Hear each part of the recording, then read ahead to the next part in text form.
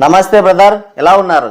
God of masses నటసింహం Nandamuri Balakrishna back to back విజయాలతో మంచి ఫామ్లో ఉన్నాడైనా. ఇటు సీనియర్ హీరోస్ కానీ అటు యంగ్ హీరోస్ కానీ ఆయన దరిదాపుల్లో కూడా ఎవరూ లేరు. అసలు ఒక హిట్ ఇవ్వడానికే మిగతా హీరోలు నానా తంటాలు పడుతుంటే బాలకృష్ణ కంటిన్యూస్గా 4 బ్లాక్ బస్టర్లు అందించి అఖండ 2 సినిమాతో ఇప్పుడు ఏకంగా పాన్ ఇండియన్ మార్కెట్ పైనే పడిపోయాడు. అసలు అఖండ 2 సినిమా ఇక రిలీజ్ అయితే బాలకృష్ణకి తిరిగే లేదు, ఎదురే లేదనుకుంటున్న టైంలో అనుకోకుండా సడన్గా అఖండ 2 సినిమా అప్పటికప్పుడు పోస్ట్ పోన్ అయింది. రిలీజ్కి కొన్ని గంటలు టైం ఉండగానే ఈ సినిమా పోస్ట్ పోన్ అయింది. దాంతో అంతా గందరగోళం, అసలు ఏం జరుగుతుందో తెలియని పరిస్థితి. సినిమా ఎప్పుడు రిలీజ్ అవుతుంది, ఎందుకు పోస్ట్ పోన్ అయింది, ఇవన్నీ ఎవ్వరికీ తెలియదు. అసలు చాలా కాన్సిక్వెన్సెస్ నడిచాయి. ఒక వారం రోజులుగా ఈ సినిమా జనాల నోళ్ళలో నలిగిందంటే అసలు అది ఎంత పెద్ద ప్రాబ్లమో మీరే అర్థం చేసుకోండి. ఎక్కడ చూసినా కూడా ఎందుకు బాలకృష్ణ సినిమా పోస్ట్ పోన్ అయింది, ఇలా జరిగి ఉండకూడదు, అసలు రిలీజ్ అవుతుందా లేదా, ఈ ఒక్క టెన్షన్ అనేది ప్రతి ఒక్కరిలో కనిపించింది. అటు ఫ్యాన్స్తో పాటు ఇటు న్యూట్రల్ ఆడియన్స్, మాస్ ఆడియన్స్, అసలు ఈ సినిమా రిలీజ్ అవుతుందని తెలియని ఆడియన్స్ కూడా ఈ సినిమా గురించి చర్చించుకున్నారు.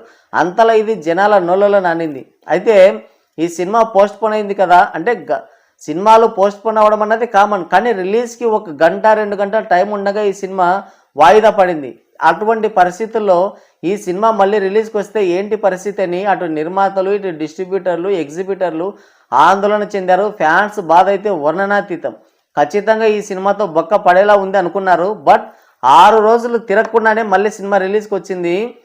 సినిమా మాత్రం ఈ సినిమా పైన డిసెంబర్ 5th కంటే ముందు ఎటువంటి క్రేజ్ అయితే ఉందో ఆ తర్వాత ఈ సినిమా పైన ఆ క్రేజ్ అనేది డబల్ అయింది. ఓవర్సీస్లో బుకింగ్స్ ఓపెన్ చేస్తే హార్డ్ కేకు లాగా టికెట్స్ అయితే అమ్ముడుపోతున్నాయి.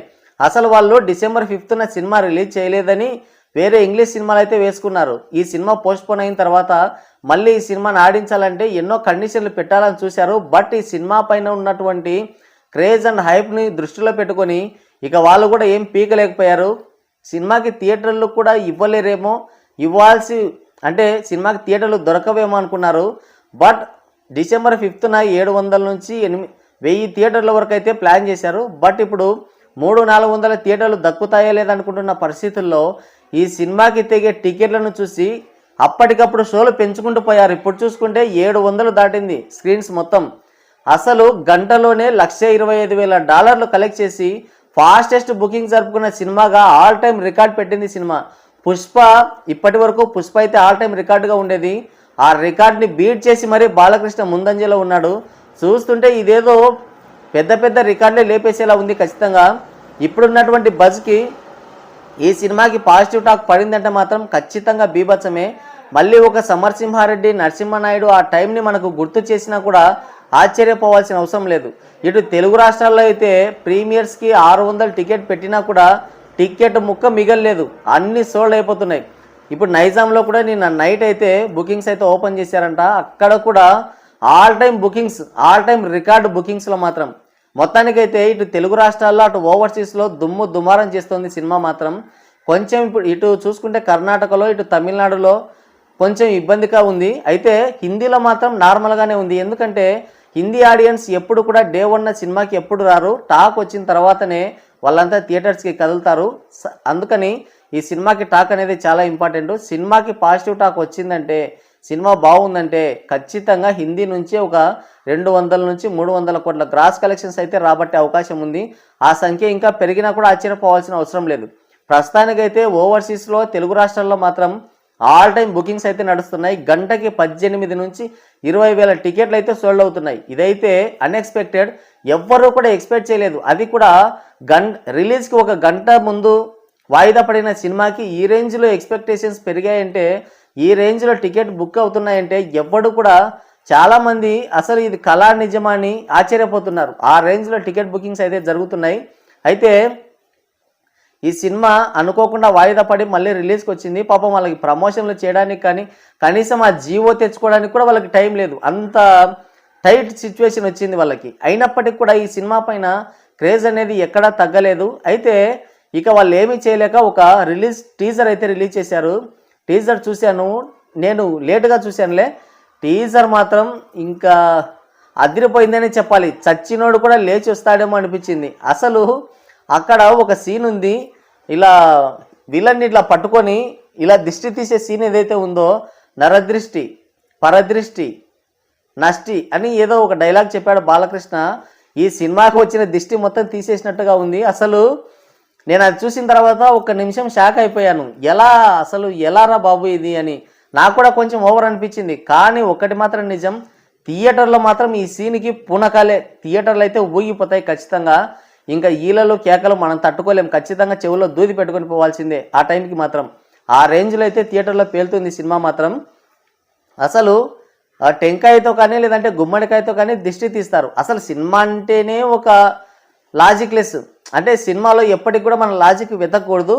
ఒకరిని తంతే 10 మంది లేచి వెళ్ళిపోవడం, అలాగే లేచి పడిపోవడం, కొడితే చనిపోవడం, కాలిస్తే హీరో చనిపోకుండా విలన్లు మాత్రమే చనిపోవడం, ఇవన్నీ కూడా మనకు ఎక్కడ లాజిక్ అనేది కనిపించదు. సినిమా అంటేనే ఇటువంటి లాజిక్స్ ఏమి ఉండవు.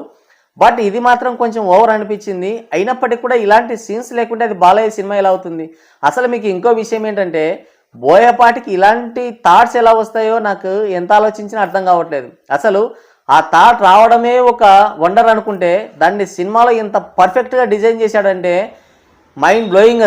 అసలు ఆ మనిషిని ఇలా పట్టుకొని అంత పర్ఫెక్ట్గా కెమెరాకి తగ్గట్టుగా దాన్ని షూట్ చేశారంటే మాత్రం నిజంగా వండర్ఫుల్ అని చెప్పాలి.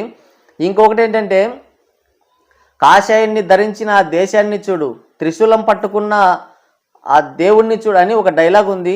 అసలు వేరే లెవెల్ అనుకోండి. ఇంకా మొత్తానికైతే టీజర్ మాత్రం బ్రహ్మాండంగా ఉంది. కొన్ని షాట్స్ అయితే ఉన్నాయి. హనుమంతుడు అఘోరాని పూనినప్పుడు వచ్చే ఫైట్ ఒకటి చూపించారు. అంటే ఈయన వచ్చేసి అఘోర, అలాగే శివుని యొక్క అంశ హనుమంతుడు, అలాగే వీళ్ళిద్దరు కూడా శివుని యొక్క అంశనే కాబట్టి ఖచ్చితంగా హనుమంతుడు అఘోరాని పూని ఉంటాడు. ఆ ఫైట్ మాత్రం థియేటర్లో నెక్స్ట్ లెవెల్లో ఉంటుంది. అదొకటి చూపించకుంటే బాగుండేది, థియేటర్లో చూడడానికైతే కొంచెం బాగుండేది. అయితే ఇక్కడ చూపించిన బీజిఎం మాత్రం దానికి పడిన బీజిఎం అయితే కాదు, అది వేరే ఉంటుంది. మనం థియేటర్లో అయితే ఎక్స్పీరియన్స్ చేయాలి. ఇప్పుడు చాలామంది ఏంటంటే ఇందులో లాజిక్ ఎక్కడుంది, ఇలా మనిషిని పట్టుకొని తిప్పితే ఎట్లా, దిష్టి తీయడం ఏంటి, కొంచెం ఓవర్గా ఉంది అంటే, ఓవర్గా లేకపోతే అది అసలు బాలయ్య సినిమానే కాదు. ఇంకోటి ఏంటంటే, ఇదే సీను వేరే హీరోలు ఎవరు కూడా చేసే సాహసం చేయలేరు. చేసినా కూడా పక్కా ట్రోల్ అవుతారు. ట్రోల్తోనే వాళ్ళు ఇంకా అయిపోతారు. కానీ బాలకృష్ణకి మాత్రం జస్ట్ ఇప్పుడంటే ఏదో టీజర్ చూసి ట్రోల్ చేస్తున్నారు, కానీ థియేటర్లో మాత్రం వేరే లెవెల్లో ఉంటుంది. ఖచ్చితంగా ఈ సీన్కి అయితే పూనకాలు రావడం ఖాయం, గూస్ బంప్స్ వస్తాయి. ఇది మాత్రం పక్కా రాసి పెట్టుకోండి. అయితే ఇంకోటి లాజిక్స్, ఇంకోటి ఫిజిక్స్ అంటే అసలు సినిమా అంటేనే లాజిక్స్ లేనిది, కానీ ఇందులో లాజిక్స్ మాత్రం ఉన్నాయి.